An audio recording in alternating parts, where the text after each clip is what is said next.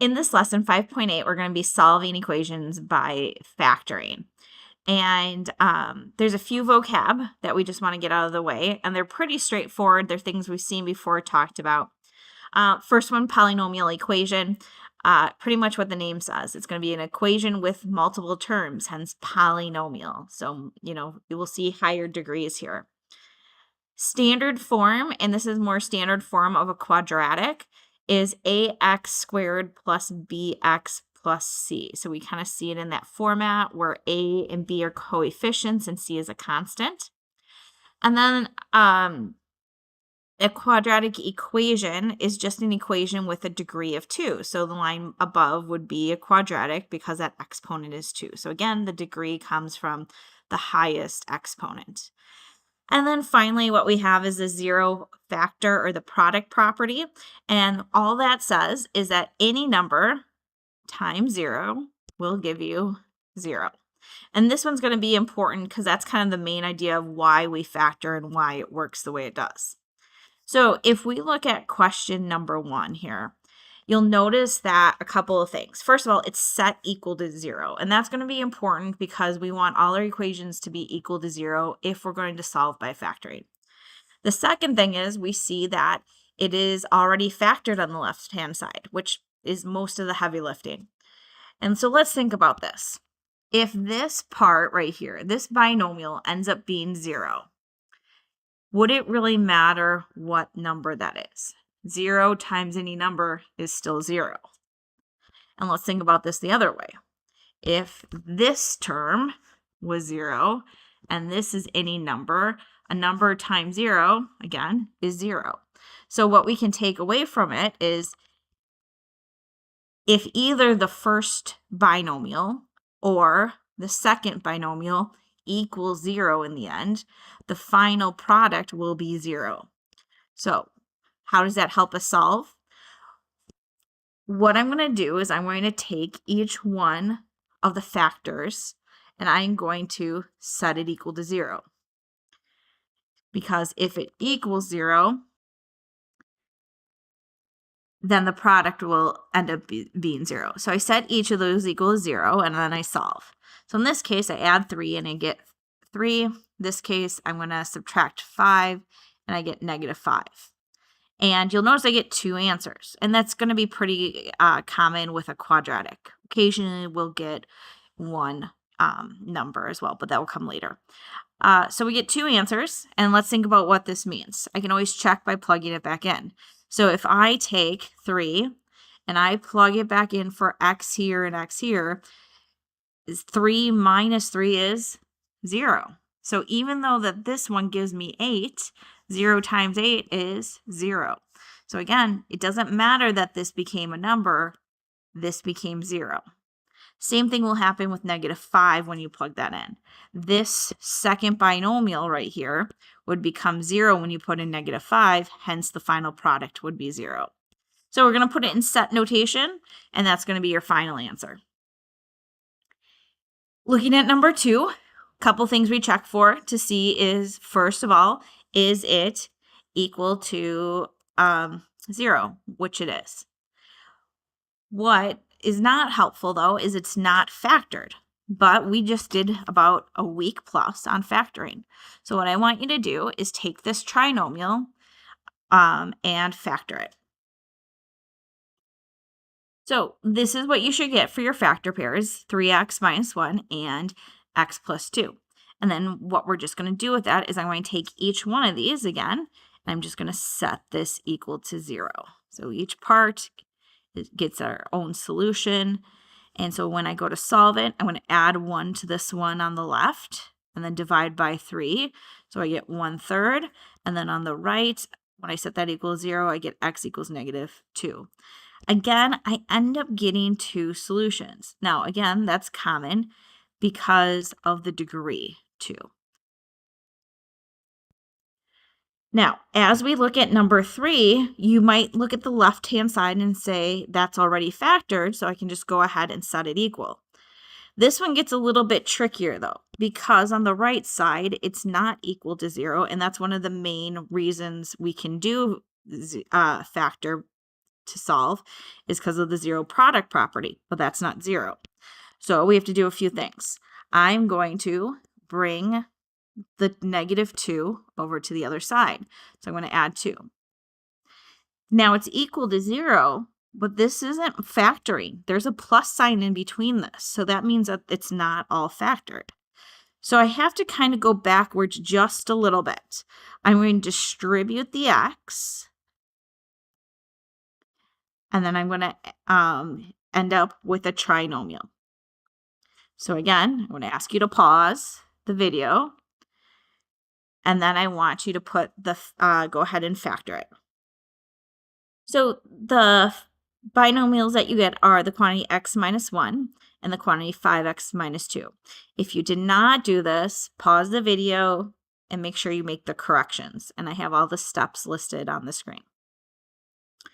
So now what we're going to do is we're going to take this, set this equal to 0.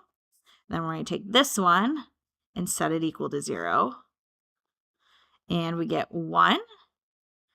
And I'm going to add the 2, divide by 5 to get 2/5. So I'm going to end up getting 2/5 and 1. That should be a Bracey. It's got a little squiggly right there, but 2 answers. Now, number 4 looks messy, and that's because it is. Now, some of you might say, hey, there's parentheses. I'm going to do substitution. The problem is that the parentheses do not match, so I can't just substitute that in. So I have to do this the old-fashioned way. I have to distribute. So we're going to distribute all of this, and I have to clean it up. So 2x squared plus 10 equals -2x squared minus 20x minus 5. So on the right side, when I clean it up, I get 2x plus 20, and that equals -2x squared minus 20x minus 5. What I'm going to do is I want it set equal to 0. Remember, that's kind of the main idea, set it equal to 0. So I'm going to bring this over to this side, and I'm going to bring this over this side, and same with this one. So I'm going to do that by adding 2x squared. I'm going to line it up. I'm going to add 20x. This one doesn't have a term over here. That's okay. That's going to cancel. And I'm going to add 5. So what we end up on the right side is 4x squared plus 20x plus 25. All right, go ahead and pause it and factor it. What you should get is the quantity 2x squared plus 5 equals 0. This is a PST. I hope you guys recognize this. And that's because this is a perfect square. That's going to be 2x. This is a perfect square. That's 5. 2 times 5 is 10. Double it. It gives me that 20. So it's a PST. Now, you'll notice that these are the same thing. So there's technically not 2 things to set equal to 0. And that's okay. So when I go to solve this, I get -5/2. And there's only a singular answer, even though our exponent was 2. The exponent of 2 means at most you will get that many solutions. And what happens, and this comes kind of later, this is called a double root. We'll see kind of what happens, hopefully a little bit later in the year. So we're just going to continue with the last few, just kind of giving us some variety of things that are happening. So again, I see it equals a number. I don't want that to happen. So what we're going to do is we're going to bring that to the left side. Now it's set equal to 0, and we want to start factoring. But maybe somebody of you noticed already it has a fraction in it. And remember what we talked about. We don't need to worry about fractions, but we can go ahead and clear them. So I'm going to multiply by the LCD, which is 2, and I'm going to distribute that to every term, and that's going to cancel out the denominator or that fraction. But I got to make sure it's to every term, otherwise it won't stay balanced. So 4x squared plus 5x minus 6 equals 0. Let's factor this one together. Leading coefficient is 4, so -24. The factor pair that gives me 5 is 8, and negative 3. So that's going to split the middle. Plus 8x. So we end up with these 4 terms, okay, because this split the middle. And then we're going to split it into 2 groups of 2. I want to factor out a 4x. So 4x times the quantity x plus 2. And then I'm going to take out a negative 3. And then I'm going to get x plus 2, and we're going to regroup. 4x minus 3 times the quantity x plus 2 equals 0. I'm going to set each of these equal to 0. I'm going to end up getting 3/4 by adding 3 and dividing by 4. And I'm going to get negative 2. Again, exponent of 2, I see 2 different answers.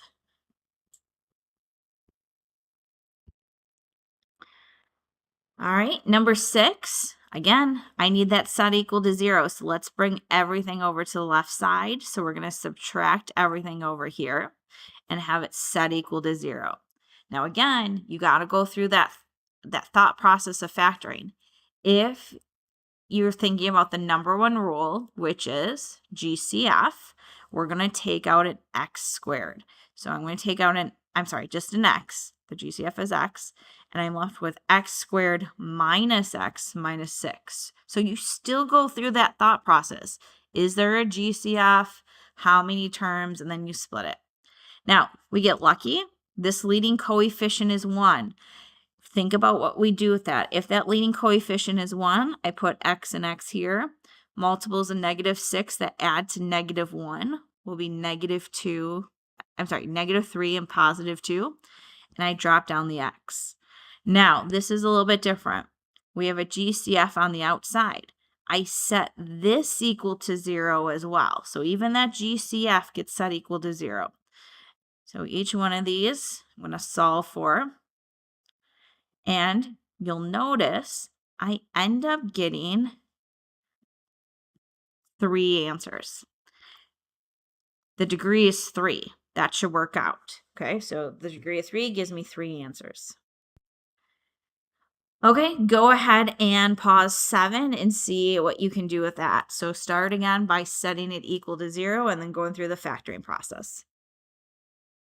All right, so that's what we end up getting. We end up getting 3 binomials. Did you notice this right here at the end was the dots? Difference of 2 squares. So that splits into x minus 2 and x plus 2. And so guess how many solutions we get again? 3, 2, negative 2, and negative 7. That's a 7. And again, it's all because of setting equal to 0, factoring, acknowledging that that degree is 3.